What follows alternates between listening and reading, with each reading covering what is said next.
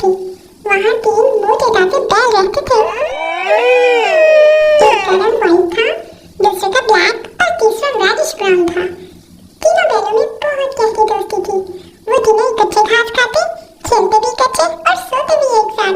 यही वजह थी कि तमाम जानवर उनसे जलते थे, क्योंकि उन तीनों का एक पावरफुल ग्रुप था। बैल भी इस बात को जानते थे कि हम तीनों की ताकत मिल जाए तो जंगल का कोई जानवर भी हमारे सामने नहीं टिक सकता, ना कोई शेर और ना ही कोई चीता। एक दिन एक शेर बहुत भूखा था। उसका गुजर वहां से हुआ जहां वो तीनों बैल घास खा रहे थे। इतने मोटे और सेहतमंद बैलों को देखकर शेर के मुंह में पानी आ गया। शेर करीबी झाड़ियों में छिप गया कि मौका मिले और कोई बैल अकेला हो तो वो हमला कर दे। इस तरह तो उसे पूरा हफ्ता नया शिकार ढूंढने की जरूरत नहीं पड़ेगी, और अगर तीनों बैल उसको खाने को मिल जाए तो भाई तब तो ईद हो जाएगी। बस यही सोचता वो उन झाड़ियों में छुपा रहा। सारा दिन गुजर गया और उसे मौका न मिला। अब शेर से इंतजार न होता था। शेर को और ज्यादा भूख लगी थी। शेर ने बैलों को अलग करने का कोई प्लान सोचा।